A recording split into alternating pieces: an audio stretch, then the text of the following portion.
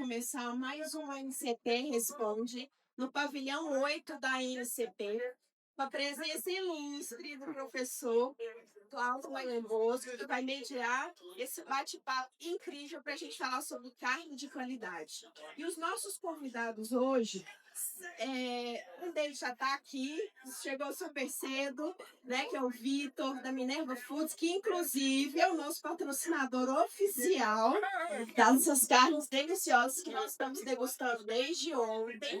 Gostaria de convidar também o professor Fernando Baldi, que será um dos nossos debatedores, a professora Angélica Pereira, que é pesquisadora associada da NCP, o professor Baldi é pesquisador sênior da NCP, e gostaria de convidar a Cidinha Brito, da marca OB Genética, que foi super educada, super receptiva. Não se preocupe, é um bate-papo super informal, assim como ontem vocês podem interagir, fazer perguntas, quem está aqui fora, quem está lá dentro, o importante é participar. E logo mais, após o nosso NCP Responde, nós teremos aí a participação do nosso happy hour, com mais um pouquinho de vinho da Delmar Wines, né? E também, na sequência, o shopping gelado e o nosso churrasco. Professor, fique à vontade. É isso? Fica à vontade. Se quiser, pode ficar, né, que você vai projetar. Boa tarde, pessoal. É uma honra tê-los aqui. A gente vai bater um papinho. A NCP responde. A NCP responde. Tem que ficar meio distante aqui. Para que a gente possa bater um papo com vocês sobre qualidade de carne, que nunca foi feito um trabalho somente aí por nós. É a NCP, é a Embrapa Cerrados, é a Universidade da Califórnia, com o professor Sainz, é a FAPDF, é a NCP, enfim. É um trabalho de diversas mãos e diversos anos, que eu vou contar umas historinhas para vocês. A vantagem de ser um pouquinho mais experiente é que a gente tem muita história para contar, né, João? Né, Boa?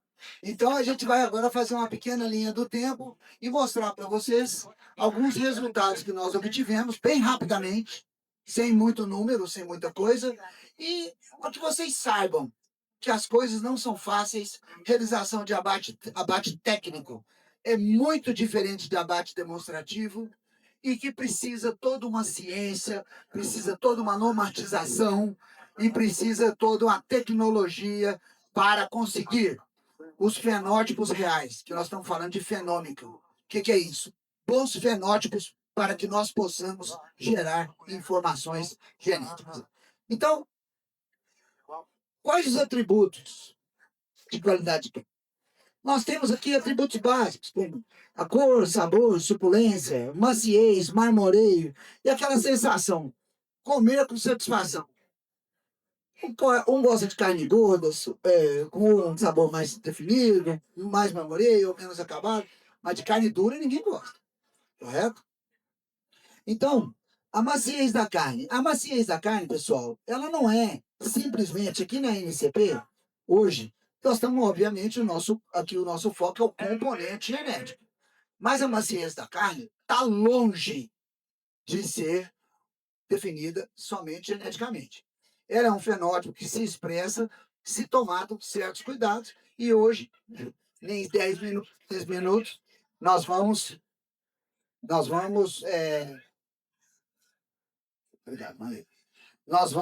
sim, nós vamos só ter pequenos aspectos genéticos. Então, nós temos aqui o sexo, influencia, a idade, a maturação, se é sexo, se é 14 dias, se é 21 até alguns casos, a genética, a alimentação e o manejo pré-abate, porque, veja bem, a carne de Angus, existe Angus de carne ruim também, né? Então, nós temos que ter o quê? Uma boa genética para que nós possamos ter animais com potencial, que desde o quê? Os cuidados ambientais, manejo pré-mortem, manejo pós-mortem, essa série de atributos, e até na hora de cozinhar, essa maciez possa ser expressa. Então, hoje, obviamente, com animais com grãos, nós temos aí bifes com mais marmoreio, com mais gordura e tudo, e obviamente tudo isso tem um custinho, né? Então, a velocidade de resfriamento, que eu havia me esquecido, também é muito importante, porque você faz tudo certo. Aí chega lá o cara de pintura na hora, papai, faz um cold short. Erra no resfriamento. Pronto, encurtou tudo e vira aquela lambança, né? Por isso, Vitor, Vitor, Vitor, por isso que é muito importante esse apoio da indústria para que nós possamos, juntos, e inclusive é um projeto que nós vamos aí, temos as normas técnicas da NCP, que em convergência com vários programas e várias indústrias, nós temos aí buscando o quê? Buscando normas que nos permitam fazer uma cadeia de ganha-ganha até o consumidor final. É possível produzir carne com qualidade? Sim. A seleção genética é cumulativa. Hoje nós já temos acabamento, rendimento, uma metodologia consagrada, né? Com ganhos genéticos evidentes, né? Área de odilombo, acabamento, as DEPs para acabamento, odilombo, e que iniciaram, né? Iniciaram com aqui o nosso patriarca, o nosso genearca, né? A coleta de dados com o Bob, né? Que a gente começou um projeto que foi delineado em 2001, se eu não me engano, 2001, e a partir daí nós geramos N resultados de pesquisa, inclusive lá na Marco AB, a gente fez todo um trabalho que eu vou mostrar aqui, e isso tudo nos permitiu evoluir para 2004 a 2005, se eu não me lembro, se eu não me esqueço, a primeira sumário com as DEPs de acabamento, área de odilombo, tá certo? Então, a partir daí, nós, com o advento das tecnologias, que quando nós começamos, nem se falava em genômica. Não se falava, valor molecular predito e depois genômica, não se falava nisso. Nós tínhamos o que? Eram fenótipos, e a gente trabalhava com os abates técnicos, e juntamente com nosso querido Ovidio Carlos de Brito, e a gente promovia, né, Cidinho, acasalamentos direcionados com os fenótipos obtidos. Bob e eu, a gente fazia uns tratamentos estatísticos, fazia um modelozinho animal reduzido, e a gente fazia os acasalamentos buscando aumentar a frequência de animais com maior potencial da carne. E essas diversas teses, eu acabei de olhar aqui, que eu esqueci, sabe? Eu bati o olho e lembrei da primeira, que é a Angélica, que foi aluna, na época, muito jovem, diga de passagem, e agora ela é uma das primeiras a ter resultados evidentes, utilizando os dados da Marco AB, numa tese de mestrado e posteriormente doutorado. E aí, não volta, né? Aí, só dá um total, por favor. Aí. Então, hoje, nós temos o pedigree, temos o fenótipo, progênese colaterais, nós temos a parceria, fizemos tudo inicialmente com a parceria forte com a Marco AB, com a Embrapa Cerrados, para que nós obtivéssemos a adepto genômica que vocês hoje têm da maciez da carne. Tá ok? Então é assim que a gente faz. E eu vou mostrar alguns dados para vocês bem rapidinho. E eu acho que é muito importante a gente lembrar e dar valor à história, à linha do tempo. Então, nós começamos em 2002, né, Bob, com o projeto Albert Choice, que era um estudo de linhagens Nelore Mocho, que eu sempre trabalhei muito com linhagens, gosto muito, e aí, na época, por observação, né, por observações, nós observamos que tinham animais que é igual ao T-Rex, né? Ué, Tiranossauro Rex, você está extinto. Eu falei, mas como que eu estou extinto se eu estou aqui? Então, nós observamos, Tiago, animais com carne macia, animais com qualidade de carne quase tão boa. Olha, esse Nelore não pode produzir uma carne dessa. Mas havia 3 ou 4 cidadãos de linhagens diferentes que produziam essa carne macia. Só que era minoria, o que é normal. É normal. O que nós tínhamos que fazer? Ovidio Carlos e aí toda a equipe, eu incluso, Bob e outros, eu tenho medo de esquecer alguém, vamos dizer, a equipe toda, nós começamos a produzir, aumentar a frequência de genes na população de animais que produzissem carne macia. E fizemos abates técnicos, 2005, 2008, aí a Embrapa adotou adotou esse projeto, colocou recursos e foi fazendo todo um projeto para que nós pudéssemos evoluir nesse valor molecular na época, o valor genético, né, e criar as populações segregantes. Aí o Eduardo fez mais abates técnicos, eu não me lembro a data, depois, eu sei que foi 2014 em diante, utilizando populações segregantes. O que era isso? Massinho com massinho, duro com duro, porque você tem que ter variabilidade. Se você não tiver variabilidade, você não consegue determinar toda essa diferença genética. Então, os primeiros estudos foram em 2014, população genômica, e hoje nós temos aqui o nível de assertividade, nós temos 789 dados até 2024, 65 touros, mínimo de 5 filhos por touro, e nós estamos que 40% da variabilidade, daquilo que nós conseguimos hoje no fenótipo ajustado nas progênies, está vindo de quê? Da DEP de maciez do touro. Então, hoje nós podemos afirmar com certeza que é possível fazer a seleção por maciez da carne, sim, com essa ferramenta da NCP. Então, a conclusão que nós... A conclusão que nós chegamos... Então, eu já passei de 10 minutos. Né? A conclusão que nós chegamos é... Nós temos essa ferramenta que foi desenvolvida a diversas mãos. O Nelore produz carne macia, né? E nós tivemos a parceria de diversas marcas associadas da NCP, de abates técnicos maciez, que vieram posteriormente à marca OB e agregaram volume de dados. Hoje nós temos mais de 1.300 dados de abate técnico. Então nós temos aqui a Nelore Hora, Júlio Bernardes, Carlos Viacava, Nelore Panorama, Agronova, a marca OB. E a ideia é que tudo isso seja agregado dentro do novo programa Procarne, que é o programa comercial da ANCP, gado comercial. Então, o que nós queremos? Hoje nós estamos na busca pela adoção de mais criadores, né?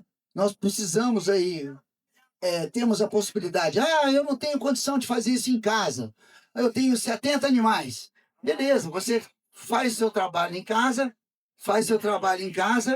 e aí você manda esses animais para o Centro de Desempenho Animal e nós podemos fazer a terminação, e ainda fazemos eficiência alimentar também, lá no Centro de Desempenho Animal da Embrapa Cerrados, localizados na cidade de Santo Antônio de Goiás.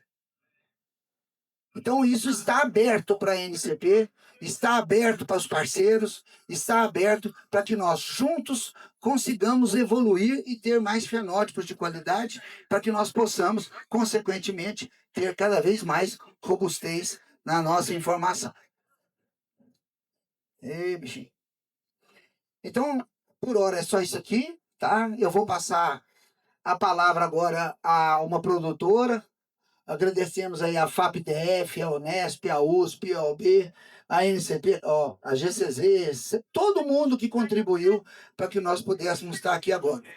E eu vou pedir agora para a Cidinha de Brito, titular da marca OB e da marca 3A, e ela vai mostrar um estudo de caso dela na fazenda real. O que é que ela usa? O Nelor, ela usa o Brahma e ela tem o Branori. E aí eu vou pedir, então, para a Cidinha bater um papo com vocês e depois eu passo a palavra aí para a professora Angélica. Cidinha, muito obrigado, muito bem-vinda pela disponibilidade de estar aqui conosco, tá? Cláudio, muito obrigada à NCP pelo convite e agradecer a todos aqui a presença. E, logicamente, eu tenho que falar do meu irmão, né, do Vídeo Carlos, que ele espiritualmente está aqui conosco, foi uma pessoa que sempre teve um apreço tremendo pelo conhecimento, e lá em 2000 chamou o Cláudio para nos ajudar nessa parte das DEPs, que ele falou assim, nós não podemos continuar a nossa seleção sem que a gente faça essas DEPs. E depois das DEPs vieram vários trabalhos, o trabalho da fitinha métrica na desmama, depois veio a maciez, e assim a gente está desenvolvendo vários trabalhos em parceria com a ANCP e com a própria Embrapa também. E o Ovidio Carlos era uma pessoa que era aberta ao conhecimento. Ele era uma pessoa aberta ao conhecimento e sempre de olho no que estava sendo feito no mundo, nas outras raças e tal. E até que nós tivemos essa experiência nos Estados Unidos com o Brahman. E o Brahman, como todos nós sabemos, ele tem várias características que lá nos Estados Unidos tinham um perfil. E que quando veio para o Brasil, ele teve que passar por um processo de adaptação. E que muita gente ficou meio desanimado com o Brahman, porque o Brahman tinha ou umbigo comprido, era muito umbigudo, ou era um animal mais lento, ou um animal que apresentava características que não satisfaziam. E o Ovidio Carlos sempre falou, não, esse animal aqui, ele teve espalhou bastante na América do Sul, ele está bem trabalhado nos Estados Unidos, a gente tem que tentar trabalhar esse Brahman no Brasil para ver, a Marco B vai trabalhar esse Brahman para ver o que a gente pode utilizar dessas características, que seria o acabamento, a habilidade materna e a mansidão. E aí nós começamos a fazer, ele continuou, a gente continuava na Marco B fazendo Nelore Mocho, e o Ovidio Carlos, pessoalmente, ele fazia o Brahman. E o Brahman dele, uma beleza, uma carcaça maravilhosa, aquele charutinho perfeita, linda, linda, linda. E ele sempre, todo mundo meio, às vezes, criticando o Brahman, o Ovidio Carlos disse, não, esses animais podem servir para a pecuária brasileira. E aí, assim, espontaneamente aconteceu, a gente tem uma fazenda do lado da Marco B, e a gente começou, então, espontaneamente, começamos a jogar esse touro Brahman, que era, na época, os filhos do 444, nós usamos das vacas Nelore. E começaram a nascer animais maravilhosos. E aí isso foi, a gente começou a usamos os filhos do 444, depois usamos o Denver, depois o MR 218, né, Jornaldo? E foi assim, a gente foi obtendo uma bezerrada que surpreendia em todos os sentidos.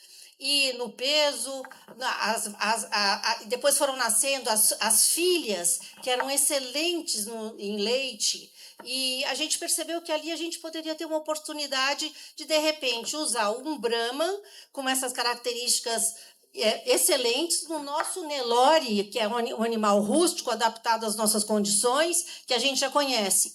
E assim agora nós estamos desenvolvendo o Branori. E aí, só que tinha sempre uma questão, porque o acabamento do Branori deixa a desejar. E um dia eu pedi para o Cláudio, falei, Cláudio, vamos fazer um trabalho para comprovar isso de verdade? Vamos fazer um trabalho técnico desses animais Branori e ver como é que eles respondem num ambiente controlado, cientificamente comprovado, né? E aí fizemos esse trabalho em 2022, 2023, e para surpresa nossa, né, Cláudio? Foi um sucesso, né? Porque além da bezerrada ter um peso médio de desmama de 243 quilos, para não dizer a cabeceira que às vezes pesa 270, na hora do abate, os animais com 22 meses pesaram 22 arrobas e 3 quilos. E ainda tivemos a surpresa do acabamento, que era o que a gente queria provar, que era um acabamento que fala, não tem acabamento, não dá acabamento, o Brahman precisa de comida demais para dar acabamento, e a gente teve um acabamento de 7 milímetros, e chegou a 14 até, né? Chegou a 14. E mais surpreendente ainda foi que no teste de maciez, ainda tivemos um índice de maciez muito bom, que tanto a Marco B, tanto no Nelore Mocho, quanto no Brahman, a gente vem trabalhando isso também. Então, assim, foi uma alegria imensa, porque o Cláudio apoiou essa ideia, o jornal já estava participando disso o tempo todo, e falou assim, a gente tem que divulgar esse trabalho, porque é um trabalho muito interessante e que pode ser utilizado. E a gente fala, assim, a gente quando eu vejo, a gente sempre roda os pastos e vê a vacada com a bezerrada, os touros, eu uso monta natural, que é uma monta que facilita muito, a minha propriedade não é tão grande, então dá para trabalhar com monta natural. Eu tenho índices maravilhosos de monta natural, a minha média, considerando as primíparas, é de 85%. E sendo que, se eu considerar só as vacas mesmo, é difícil até acreditar. Tem gente que fala, não é possível, é mentira, você está mentindo. Eu falei, não estão mentindo. Dá 92%, 95%. Então, é um sistema muito simples, muito eficiente, onde você tem uma vaca com habilidade materna, essa Branori, depois que ela já é cruzada, é uma vaca com habilidade materna excelente, é uma vaca mansa, é um bezerro pesado de 243 quilos, acabamos de vender a semana passada por um criador. Temos fila para o pessoal comprar os nossos bezerros. E ainda falei com esse criador, ele é agrônomo, o Geraldo, eu pedi, Geraldo, eu preciso um depoimento seu. Ele, porque tudo que você faz, e outros tantos fazem, ele disse, não, Cidinha, a senhora pode falar. Eu estou abatendo com 20 arrobas, com 20 meses, 21 arrobas e 57,2 de rendimento. Então, o que a gente pode querer mais? O boi China, né? O famoso boi China. Então, eu acho assim, a pecuária é maravilhosa, o nosso país também, nós temos um ambiente perfeito para isso tudo. Logicamente, cada região tem a sua especificidade. Nós estamos no Vale do Guaporé, que tem as suas características, nós temos chuva abundante. Agora, por exemplo, nem tivemos seca. Agora que eu estava vindo para cá de São Paulo, eu falei, meu Deus, como está tudo seco por aqui. Lá está verde praticamente. Então, levando em consideração as especificidades de cada região e as condições que a gente tem, e o gado, a gente tentar olhar aquela região e tentar não ter preconceito. Então, nesse caso, para nós lá, naquela região, o Branori está sendo um sucesso nesse sentido. Então, acho que é isso, né, Cláudia? Tem mais alguma coisa que estou esquecendo? Você esqueceu que o Branori foi feito também, eficiência alimentar. Ah, exatamente. Foi feito todo o trabalho pelo Eduardo. Exatamente. Eduardo participou Ganho com a gente. gerou Nossa, ficou lá no frigorífico, que a gente fez o abate técnico e tal. Ele fez um trabalho maravilhoso lá, uma dedicação incrível. O Manuel também estava com a gente. O João Arnaldo, o Bob que participa. A Angélica também. Quem mais? Acho que A equipe toda. É até difícil, É até difícil falar. E o que nos chama a atenção, né, Cidinha? O que nos chama a atenção é que é uma ferramenta de heterose, de baixo custo. Hoje você sabe disso, que você tem alguns milhas de bezerros para vender e você recebe antecipado a sua venda, né? Então, a bonificação chega a mais de 10%. Eu conversava muito sobre esse assunto com o Vídeo Carlos e com o João Arnaldo, e o Vídeo Carlos falava, Cidinha, fixa nessa questão da heterose simplificada a campo. Você está dando de choque permanente, choque no gado de sangue permanente. Choque de gado permanente. Aqui eu preparei uns slides, mas eu não estou muito acostumada a falar em público.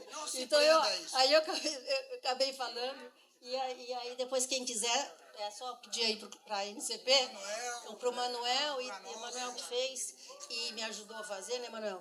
Então, tem as informações aqui, isso tudo que eu falei está aqui, e é isso, gente, é um sistema maravilhoso, ambientalmente correto, está ali as matas, as aguadas, está tudo como eles querem, né? Como eles querem. Como eles querem. Agora, uma coisa que é muito importante, pessoal, por que deu certo nesse caso? É um estudo de caso. Nós partimos de uma população selecionada, né, Lore, para esse desempenho e essa qualidade, e assim como o Brahma.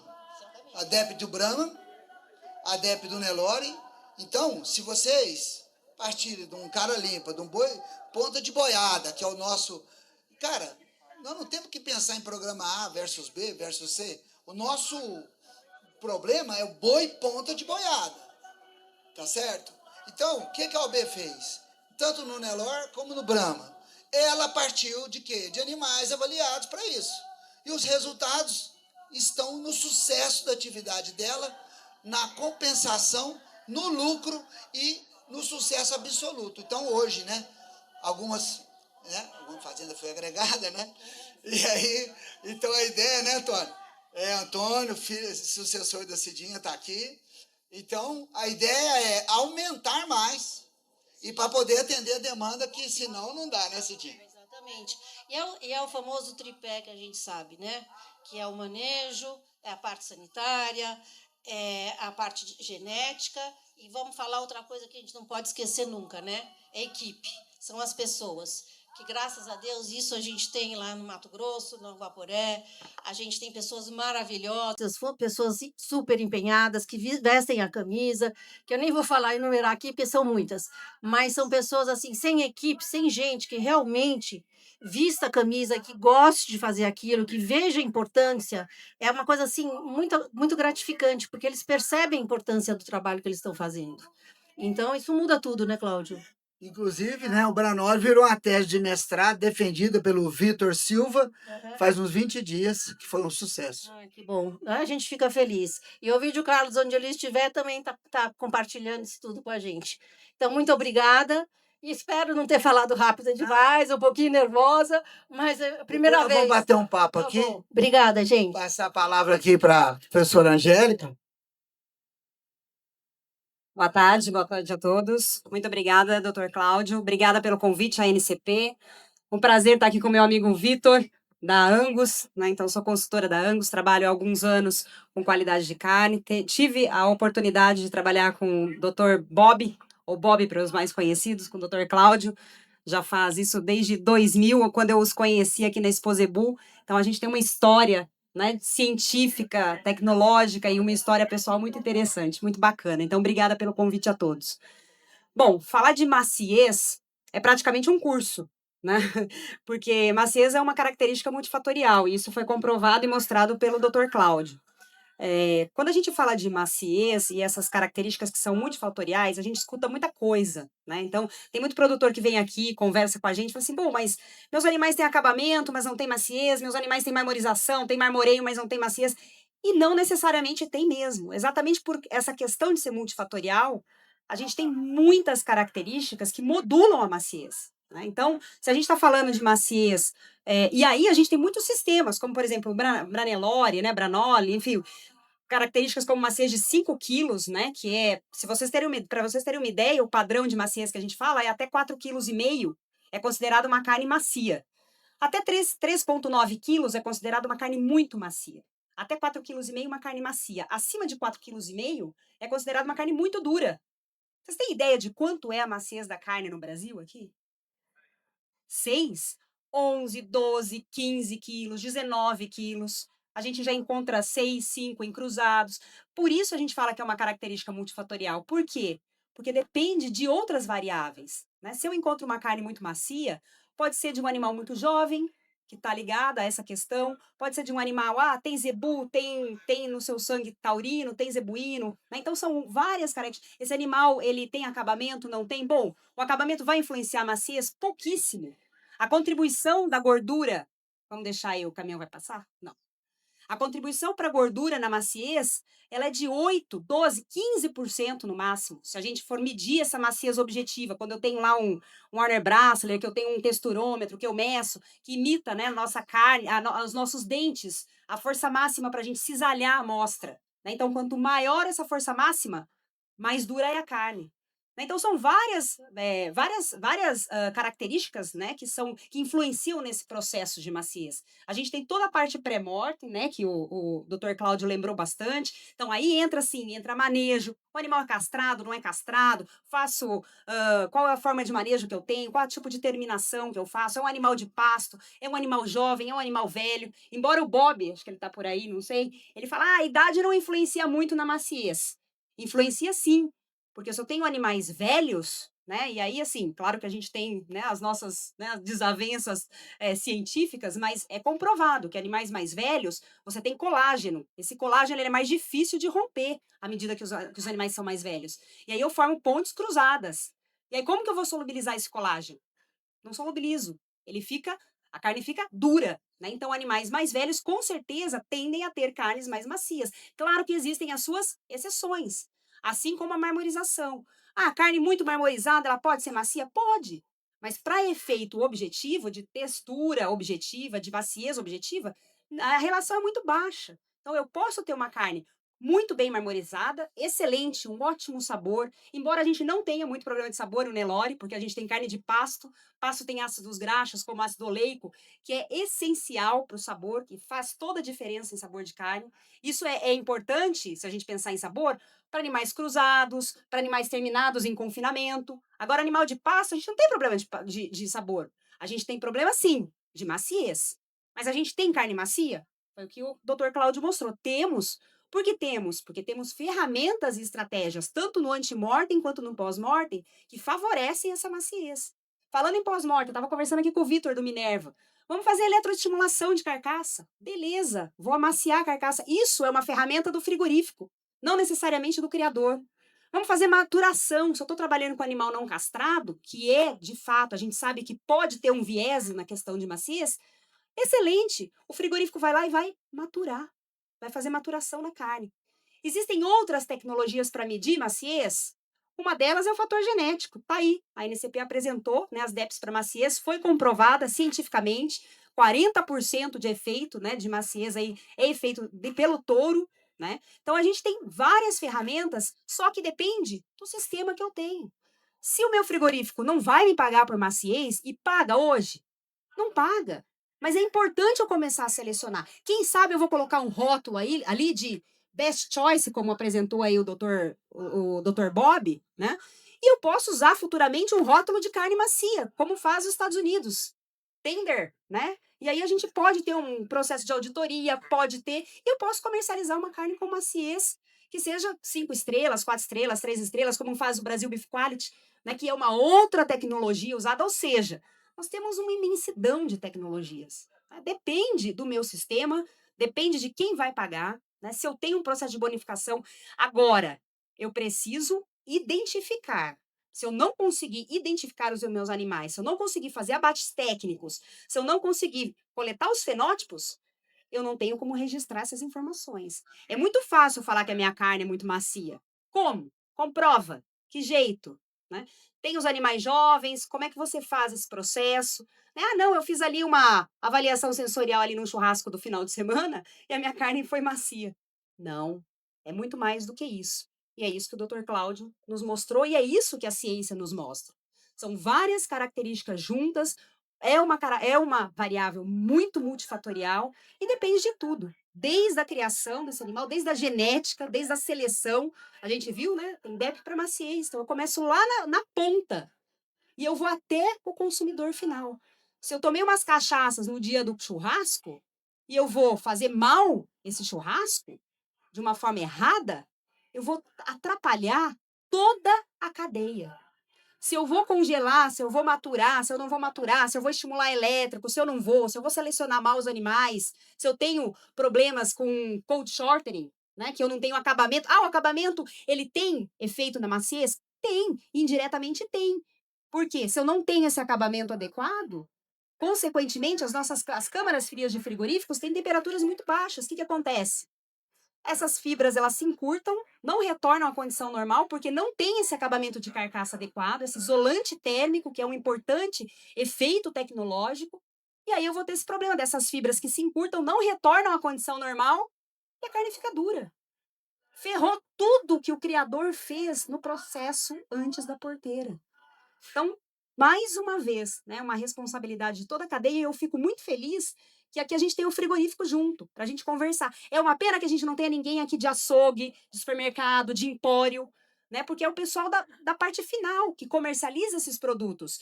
Se você tem um selo, um nicho de mercado, e eu estou bastante acostumada com nichos de mercado, eu trabalho muito com animais cruzados, com Angus, né, só que para fazer o Angus, eu preciso da fêmea Nelore ou do zebuíno. Né? Meio, 50% eu tenho aí de taurino e 50% de zebuíno. Então não adianta eu só ter esse olhar para o taurino. Eu preciso ter o olhar para essa matriz, para essa fêmea, que a gente tem 80% aí, né? Que é zebuíno, é Nelore no nosso país. Então, essa mudança de posicionamento também é muito importante quando a gente fala de maciez. Olhar o macho, olhar o touro e o olhar para a fêmea e para a matriz.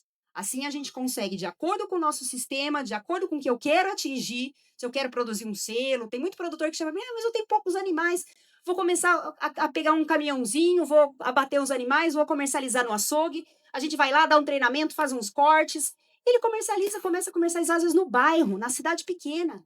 Isso cresce, que eu tenho histórias de amigos meus que cresceram como produtores e hoje são grandes produtores e fazem parcerias com grandes frigoríficos e criaram uma marca de carne, uma marca de qualidade. A gente não está falando aqui de commodity. A gente está falando com outro olhar, com uma outra visão para a qualidade da carne. Aí sim entram essas características: cor, maciez, maturação, idade, estimulação elétrica da carcaça, para um nicho de mercado que tem crescido abundantemente e que tem pago e que tem valorizado o produtor. Tem as brigas? Como sempre. Tudo na vida a gente tem briga. Né? Nada é perfeito, mas é um casamento importante das cadeias. Né? Você lembrar do produtor, você ter o processador, que vai pagar por esse produtor, e você ter o consumidor, que afinal quem paga por tudo é o consumidor final. A gente sempre fala que o consumidor é o rei, né? Então é ele que é o responsável por tudo, que somos nós.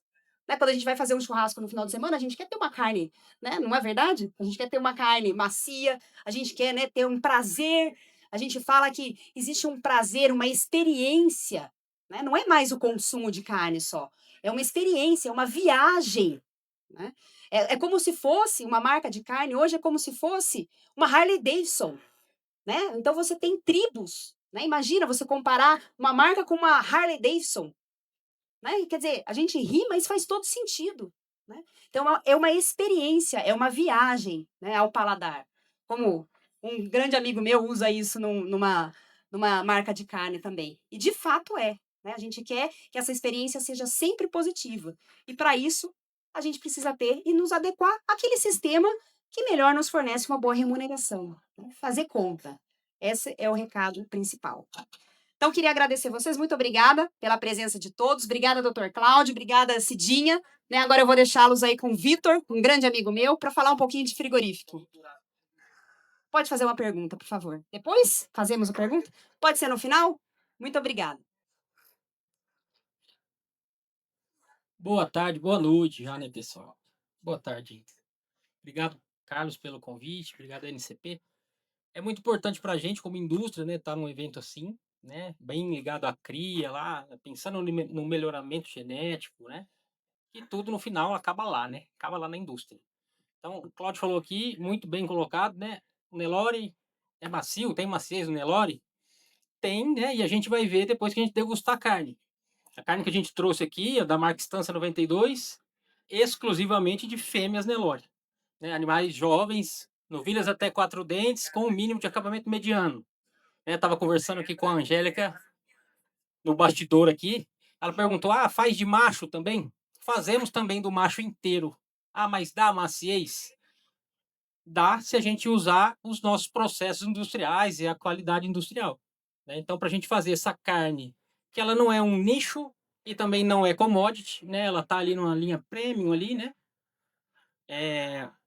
A gente usa o macho inteiro, porém, dente de leite, que parte do princípio que animais jovens têm carne mais macia, né? E a gente usa estimulação elétrica e também a maturação comercial obrigatória no mínimo 14 dias. Né? Então, continuando nessa pegada de carne de carne de novilha, de carne de Nelore, né? Estava comentando aqui também agora há pouco sobre esse tipo de animal, né? Um animal jovem, né? Porque não, tudo que foi falado aqui sobre os fenótipos, sobre maciez, né? Chega lá na indústria, não tem como a gente saber, né? Não tem seleção. Então não tem o que consertar. Então a gente chega lá, para a gente fazer uma carne macia, parte do princípio que tem que ser animais jovens.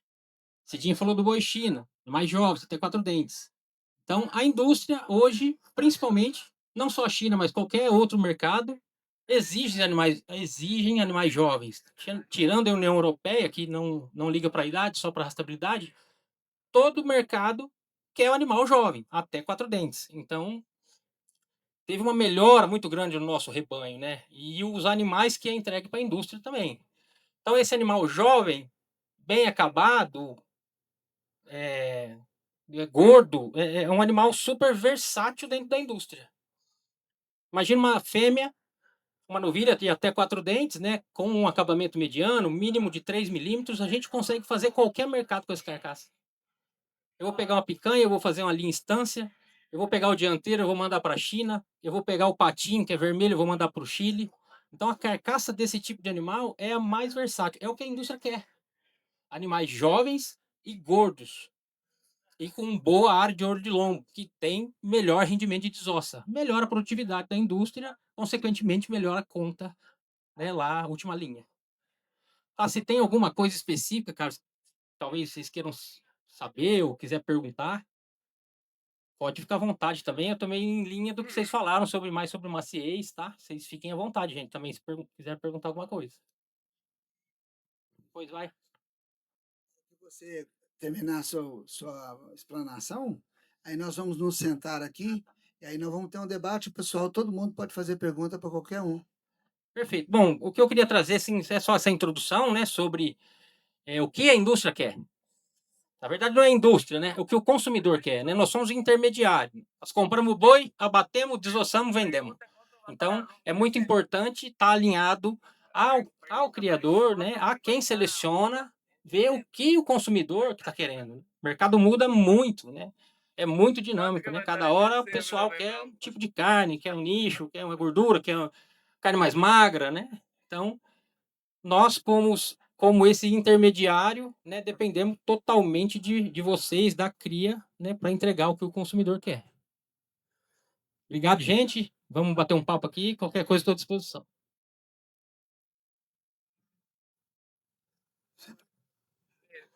Pode sentar aqui, ó, todos.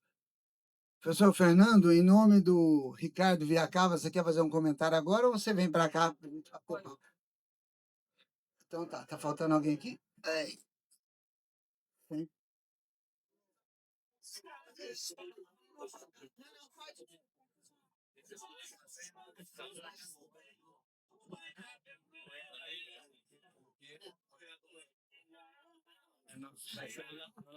Pessoal, então nós estamos à disposição de vocês para toda e qualquer pergunta em relação aos temas aqui discutidos.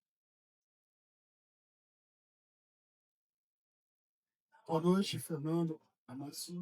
Parabéns pela palestra.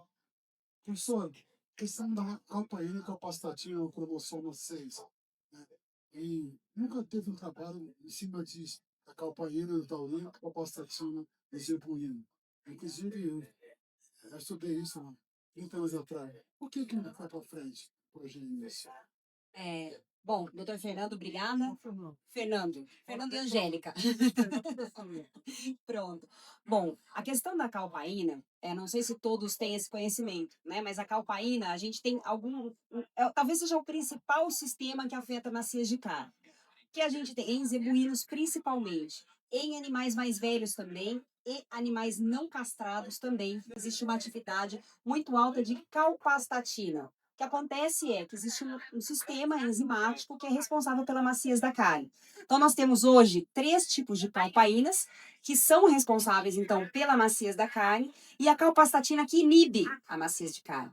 Ou seja, em animais zebuínos existe uma alta atividade de calpastatina. Em animais mais velhos também existe essa alta atividade de calpastatina. E animais não castrados, pela circulação beta-adrenérgica, por conta da testosterona, também existe uma alta atividade de calpastatina. Isso faz com que essas carnes se tornem mais duras. Aqui no Brasil, a gente tem o professor Eduardo Delgado, da Exalc, que trabalha muito forte nisso. O que acontece? Para você avaliar a calpastatina e calpaína, né, principalmente o sistema de calpaína, é muito próximo ao abate. E a instabilidade dela é muito grande. Mas não pode ter PCR animal novo, A gente faz a expressão de genes, né? Então a gente tem isso. genoma dele. Sim, consegue fazer. A gente tem alguns trabalhos, inclusive na USP a gente desenvolveu e a gente faz essas avaliações, mas é fato que existe uma questão relacionada à alta atividade em calpastatina nesses animais, tanto animais zebuínos. Só que como a gente pode usar essas tecnologias? Existe essa questão do zebuíno? Existe. Tanto que para os sistemas de classificação, se você vai para a Austrália, olha, até 25% você usa de zebuínos. Não ultrapasse essa quantidade, ou você tem que maturar a carne por até 7 dias. Tem toda uma regra, um protocolo se você está usando animais zebuínos. Né? Agora, Acho que tem mais, tá também, ó. que é o Torsome, que é não. Sim, é que você tem outros sistemas também, não só a Calpain, né? Você tem outros sistemas de proteassomas, você tem vários sistemas envolvendo principalmente animais Nelore, e a gente fez um trabalho lá na USP, contrastando algumas DEPs, né, para animais, para algumas características desses animais Nelore, e a gente comprovou que por questões de metabolismo energético, esses animais tinham mais carnes duras, e essa carne dura estava mais associada à questão do sistema de proteassomas, não necessariamente o sistema de Calpain. Mas é fato, sim, que a maciez da carne, existe aí uma associação de até 80% em relação a esse sistema enzimático. Como que a gente quebra esse sistema? Como que você melhora esse sistema? Maturação, estimulação elétrica na carcaça, né? São fatores, castração, né? São alguns fatores que podem minimizar a atividade da calpastatina.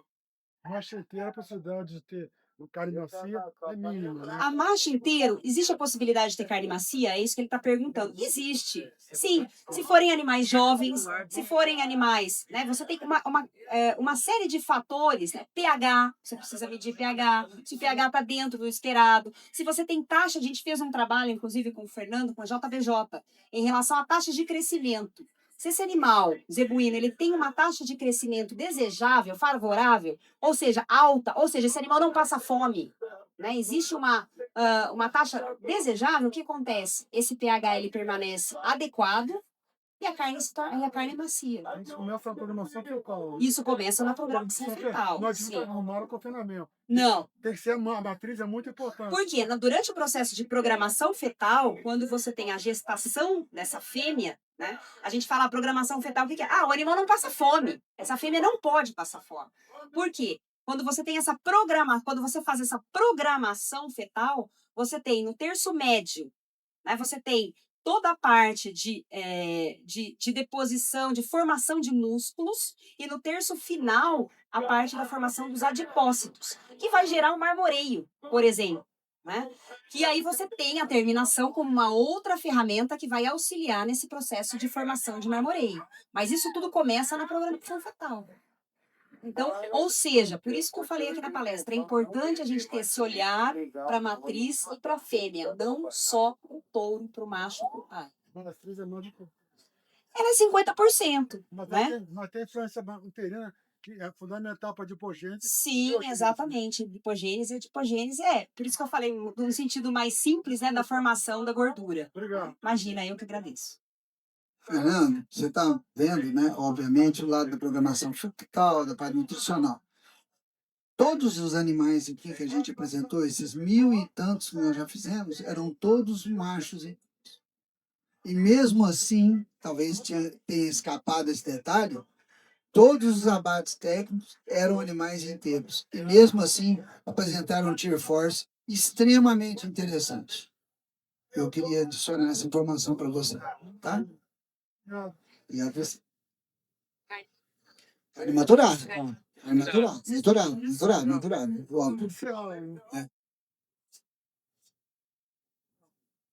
Alguém deseja fazer mais alguma pergunta? Vocês gostariam de fazer alguma colocação especial que gostariam de pegar? Fernando, que você ainda não falou.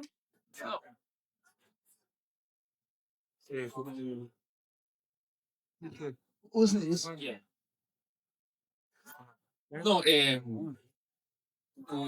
acho que é fundamental, né, digamos, continuar com esse processo de mensuração, né? A ANCP tem já há alguns anos, né, começou com trabalho de debates técnicos, né? E aí, logicamente, todos os criadores de todas as raças, né, estão convidados a participar desse projeto de debates técnicos, né, onde há um certo rigor, né, de como coletar o fenótipo, né, essa informação entra na base de dados da NCP e contribui, digamos, para gerar a maciez. Em relação a essa questão do sistema de Calpain e Capastatina, tive a sorte de trabalhar em vários grupos, né, que coletaram fenótipos de maciez. Em todos os trabalhos, também com raças zebuínas, a gente não tem detectado efeito genético, né, por exemplo, dos marcadores presentes nesses genes clássicos associados com Capastatina e Capastatina. E isso vai muito da mão do que a Angélica comentou, digamos que todas as características, né, e particularmente no caso da maciez, são características que são influenciadas por muitos genes, né? Então você tem genes, sim, na literatura que são importantes para determinada característica, no caso aí do sistema da calpasatina, mas o efeito que causa é muito pequeno. Por isso... É? Qual? Assim, tem um efeito, mas assim, é muito pequeno. Mas para isso é muito mais útil e valioso a epigenômica, né? Porque a epigenômica ele leva em consideração, né, o somatório dos efeitos de todos os genes que influenciam essa característica. Então, já a própria epigenômica para a maciez que a NCP tem, já leva em consideração os marcadores, né, que estão disponíveis, né, tanto no painel da NeoGen como no painel das UEPs, que são utilizados para gerar essa predição. Porque isso, no passado, houveram algumas empresas, como caso, por exemplo, do Ginstar, né, que comercializava, né, um painel de marcadores, mas existiam poucos marcadores, né, menos de 20 marcadores. Hoje a gente utiliza um painel aí com 54.000 marcadores genéticos, né, 54 marcadores. Então, assim, eles identificam os genes conhecidos, mas também identificam genes que a gente não tem, não identifica o gene que tampouco tem efeito, né? Mas assim, fora a genômica, digamos, é importante continuar, né, com a coleta de dados fenotípicos, porque na verdade, como o Cláudio mostrou, digamos, apesar do banco reduzido de fenótipos, pouco mais de 1.200 dados de maciez, é o maior banco de fenótipos de maciez do Brasil, né? E isso logicamente é fruto do trabalho estrutural, fruto todo o trabalho da Embrapa, né? E em colaboração com os criadores, né? Que têm acreditado nesse projeto, né? Em caso da marca OB, Selene, Loreora, que mais? 3A, né? Então, assim, é um trabalho, digamos, inédito no mundo e que é uma ferramenta que tem alguns criadores da NCP, né? Que têm começado a olhar, né? Esse número de maciez. Nossa mesa de cerimônia. Quer fazer alguém quer fazer algum adendo? Ou vocês querem depois conversar no particular? Nós vamos ficar por aqui. Pergunta boba, mas temperamento? Ciência. Eu ia até comentar, o senhor falou sobre a questão das calpaínas, mas existe um outro sistema que a gente chama de heat shock protein, né? São as proteínas de choque térmico. E aí a gente tem trabalhos, né, onde você tem aumento dessas HSPs, que são essas proteínas, que estão muito ligadas à condição do estresse. Então, temperamento é um fator essencial para a questão da qualidade da carne. Por isso é que, para exportação, principalmente para alguns protocolos de carne, se avalia pH, né? E a gente tem essa questão do bem-estar animal, que ela tá... Bom, bem-estar e sustentabilidade hoje são conversas que a gente não pode, né, deixar de falar e que a gente não vai voltar mais atrás. Nos selos de certificação hoje, tanto os selos de sustentabilidade, preza-se a questão do bem-estar e preza-se a questão de manejo de resíduos, enfim. Mas temperamento é um fator essencial e tem a ver com essas proteínas de choque térmico, onde você tem algumas proteínas que elas interferem no pH, na qualidade da carne e especialmente na maciez. São antagônicos de castração. Exato. Testosterona e castração são antagônicos das proteínas. Sim, sim. Bom, gente, todos nós e todos vocês, vou passar a palavra para a Maíla, vocês estão convidados a permanecer e nós estamos aqui à disposição para conversar com vocês. N perguntas, se tiver a nosso alcance, nós vamos responder, tá?